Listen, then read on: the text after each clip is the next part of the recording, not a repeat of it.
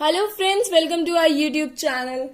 आज हम इस वीडियो में लेकर आए हैं आपके लिए सोशियोलॉजी का question bank. Yes friends, as you all were asking from me about the questions, so here we come up with the questions of sociology.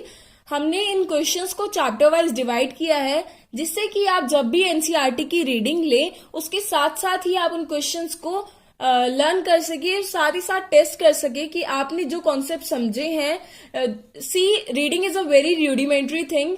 उसके बाद भी आपको क्वेश्चंस आना जरूरी है कि कैसे उस टॉपिक पे पर्टिकुलर क्वेश्चन आ सकता है, and it's all for the exam point of view. बाकी आपको NCERT is must so that your concept can be cleared. So start करते हैं हम आपके साथ अपनी प्रेजेंटेशन के साथ जो हमने क्वेश्चंस को बनाया है।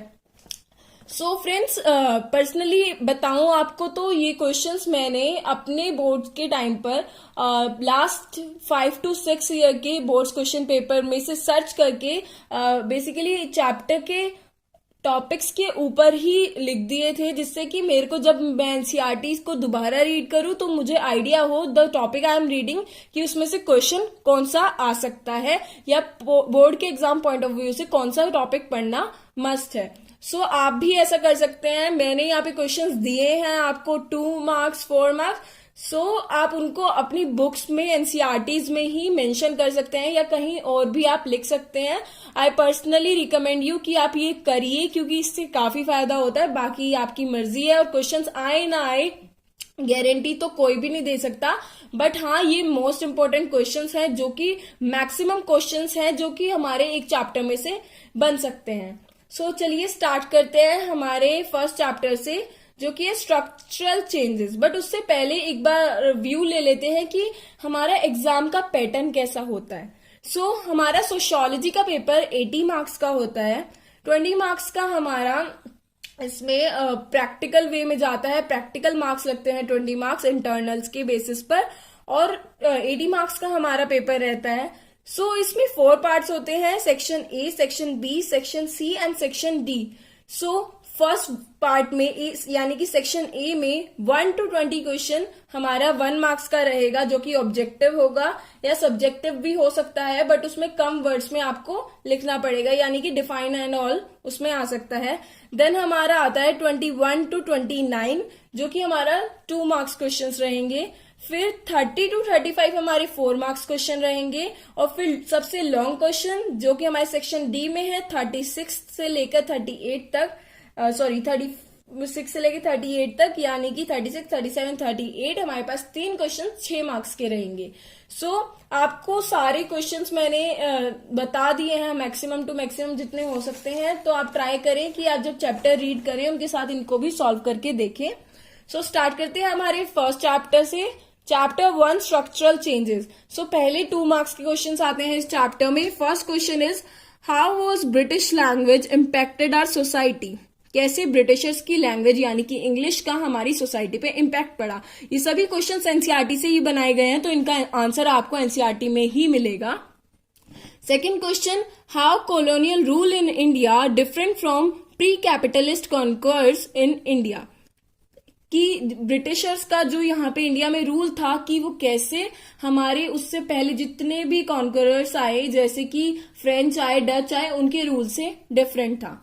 Third question is, what is capitalism and why did it rise? Reasons बताने हैं आपको कि कैसे कैपिटलिज्म का राइज हुआ, क्यों हुआ rise. Fourth question, why does coastal cities favoured by the colonial rulers give example? Coastal cities को क्यों फेवर किया कॉलोनियल रूलर ने, और कौन सी कोस्टल सिटीज थी जो एमर्ज हुई, जिनको सिग्निफिकेंस ज्यादा मिली, उनके एग्जाम्पल भी आप लर्न करें, ये इंपॉर्टेंट है। देन 4 मार्क्स के क्वेश्चंस में आता है हमारा फर्स्ट है, explain the MSA Rao 3 level of urbanization observed in independent India.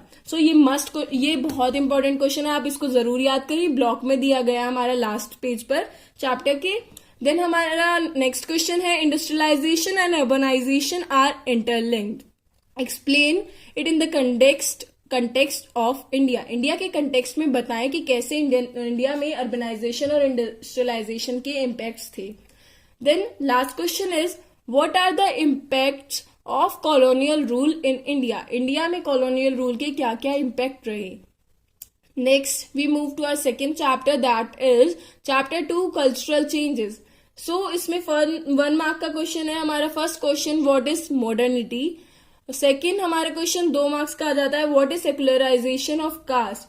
फिर 4 मार्क्स के क्वेश्चन में बात करें तो फर्स्ट क्वेश्चन है, describe the main features of social reforms and movements before independence. Then next question is, what is westernization and how it impacted India. Then 6 marks के question हमारे इस चैप्टर में से हैं, what are the three aspects of modern framework of changes according to Satish सबेरवाल. सो ये आपको points में दिया गया है चैप्टर में, इसको जरूर याद करिएगा. Then what do you understand by Sanskritization, critically evaluate. जब भी क्रिटिकली इवेल्युएट आएगा तो मतलब आपको उसके नेगेटिव्स और पॉजिटिव्स को दोनों को बताना है और नेगेटिव्स पे ज्यादा एम्फेसाइज करना है.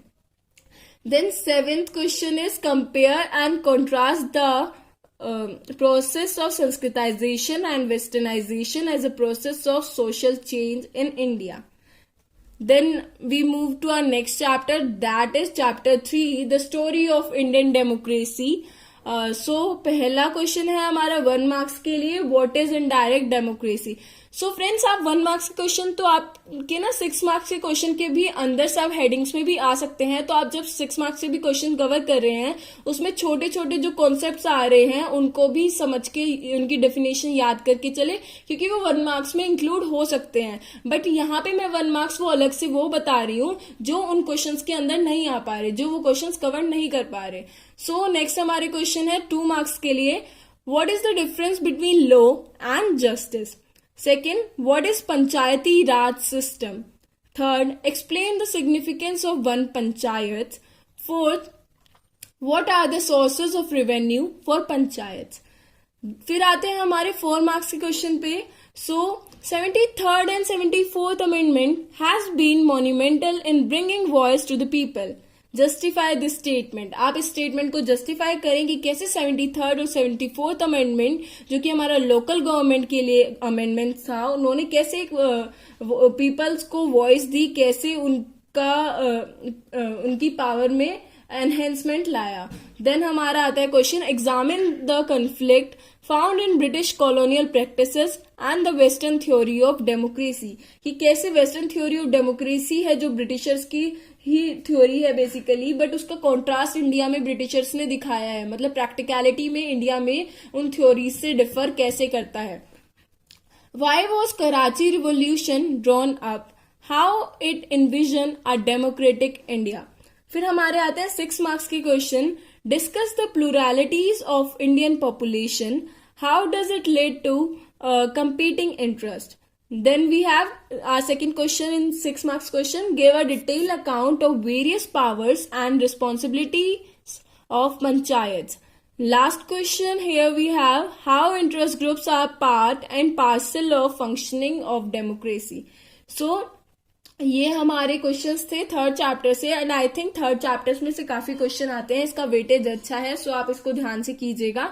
सो next we have our 4th chapter, change and development in rural society. So 1 marks के क्वेश्चंस हैं हमारे इसमें, what is beggar. Then second is explain the concept of footloose labour. Then 2 marks के questions हैं हमारे पास, what are the main sources of livelihood in rural areas. Then we have, what is the relation between caste and class. So 4 marks के questions देखते हैं, what is land ceiling and mention loopholes in it. Then how does unequal distribution of land causes class structure in rural society. इसके answer में आप class structure को एक chart की form में भी रिप्रेजेंट कर सकते हैं. जितना आप रिप्रेजेंटेशन पे भी थोड़ा ध्यान देंगे तो उतना ही आपका मार्क्स अच्छा आएगा और एग्जामिनर के लिए आसान होगा कि वो जो वैलिड पॉइंट्स हैं उनको हाईलाइटेड वे में जल्दी से जल्दी देख सके. क्योंकि अगर आप पैराग्राफ में लिखते हैं तो काफी मेस हो जाएगा, उतने सारी लाइंस में से एग्जामिनर को वैलिड पॉइंट को ढूंढना पड़ेगा. एंड एग्जामिनर इतना कोई आपके लिए एफर्ट करने वाला नहीं है कि आपने बहुत सारा लिख दिया है, अब उसमें से वो आपको जो करेक्ट है वो देख ले, तो ऐसा नहीं होगा। सो आपको हाईलाइट करके चलना चाहिए, आपको समझाना चाहिए एग्जामिनर को कि आप क्या रिप्रेजेंट कर रहे हो, क्या आप एक्सप्रेस करना चाह रहे हो, उसको वैलिड पॉइंट्स के साथ रिप्रेजेंट करना सीखिए, उसी से मार्क्स आते हैं। एनसीईआरटी को पढ़कर ही मार्क्स आ जाते हैं, आंसर की में भी एनसीईआरटी के पॉइंट्स ही होते हैं, एक्स्ट्रा लिखने की इतनी नेसेसिटी नहीं होती है, बस आपको वैलिड पॉइंट्स को अपने आंसर में इन्वॉल्व करना होता है, उनको इंक्लूड करना होता है। इसके बाद हमारा क्वेश्चन है, commercialisation of agriculture is indicative of capitalist system, explain. Then we have explain circular form of labor. Last question for 4 marks is, what were the major land revenue systems of Britishers in India? Last हमारे question है हमारे long question 6 marks के लिए इस chapter में से, what is contract farming, mention its impact. Then second is explain the series of land reforms in India. Then last question for the 6 marks is, what is green revolution, analyse its effect. So इसके साथ हमारे starting के 4 chapters के question bank आपके पास आ चुके हैं। इसके rest of the chapter के क्वेश्चन बैंक हम आपको अपनी नेक्स्ट वीडियो में प्रोवाइड कराएंगे। होप कि तब तक आप इन चैप्टर का सिलेबस कंप्लीट कर पाएं और कुछ आप कनेक्ट कर पाएं हमारे साथ। होप कि आपको ये वीडियो पसंद आई हो। प्लीज लाइक करें, शेयर करें एंड सब्सक्राइब करें।